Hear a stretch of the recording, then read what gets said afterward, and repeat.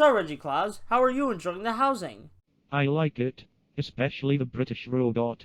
I wasn't British for a couple episodes.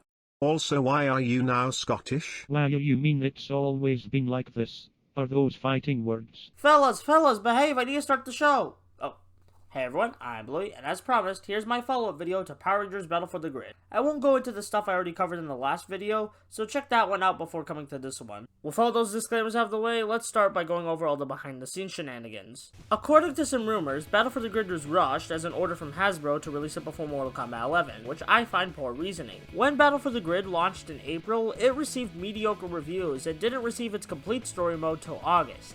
I think if they waited till everything was complete in August and released it then, it would have received better reviews and impressions by everyone, which will lead to higher sales. This decision fuels my disdain for updates and DLC being needed to complete the game, when those updates and DLC should supplement a completed game, not be the completed game. I mean, for God's sake, voice acting and sparks had to be added to the game through an update.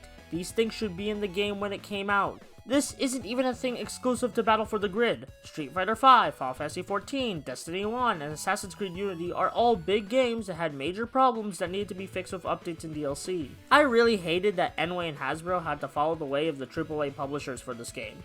But hey, it's apparently completed now, so let's see what they added. The first update came out in April 2019, adding 3 new characters for free. These free characters were Dragon Armor Yellow Ranger, Mystic Force White Ranger, and the Blue Ranger from the 2017 Power Rangers movie. Dragon Armor Yellow Ranger was a weird but fun addition to the roster. It was nice to get some more Disney-era representation with Mystic Force White, and then we get to the Blue Ranger from the 2017 movie. First off, it took an update to get us a Blue Ranger in this game? Are you kidding me? But hey, we have him now, and he's a pretty cool character. But here's the weird thing about him. He's not 2017 Billy. He's the original Blue Ranger from Zordon's Power Rangers team, as seen in the beginning of the 2017 movie. While I would have preferred 2017 Billy since he's one of my favorite Rangers of all time, I still like this guy, especially from his voice. You have no idea the power I possess!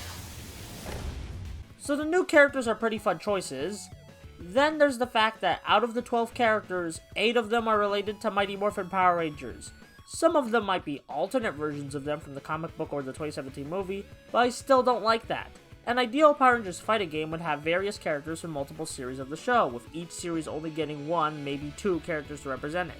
This game is just feeding into the MMPR nostalgia that me and so many others have grown to hate in this franchise over the years. Yeesh, I don't think I've complained about a roster in a fighting game since I realized Marvel vs. Capcom Infinite is a disappointment. That's a sign we need to move on to better things in this game, like the story mode!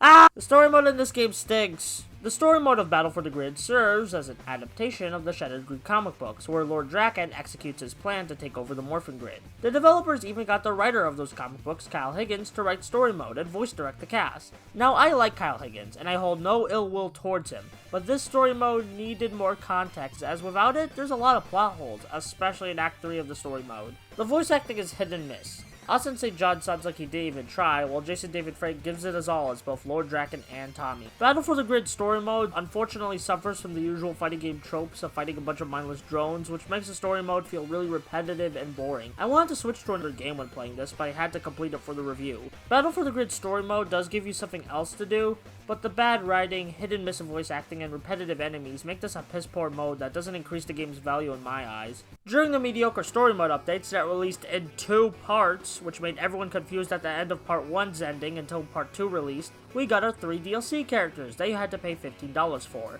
Granted, that's how much 2 to 3 DLC Smash Bros. Characters cost, but you don't just get the character when you buy a Smash DLC character. You get new music, a new stage, and a new spirit board. When you buy a character in Battle for the Grid, you just get that character.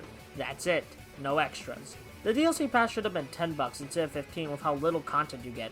I mean, $15 is $5 away from the game's base price, and you only get a quarter of the characters with no extra content outside of that. Maybe the characters in this pass will make it worth it, who knows, let's see. Well, we got Jen from Time Force, good start. Then we got Gold Zero Ranger, which I like, but that's another form of Jason, and Jason already takes up a character slot, so no need to give him another one, much less one you have to give extra money to. And then Lord Zed, which I like a lot, but this DLC is doing nothing to diversify the cast outside of MMPR. I get not representing every Power Rangers series series, but can you give character slots to non-Mighty Morphin Power Rangers characters, like someone from Lightspeed Rescue or RPM? Oh wait, this gets worse. In the upcoming PC version, which you pay $20 for, you get everything, while console folks still have to pay for a season pass. The DLC characters aren't horrible, but they're severely overpriced for what you get with them. You're better off buying a copy of Ultimate Marvel vs. Capcom 3 on the PSN or Xbox stores than buying this DLC.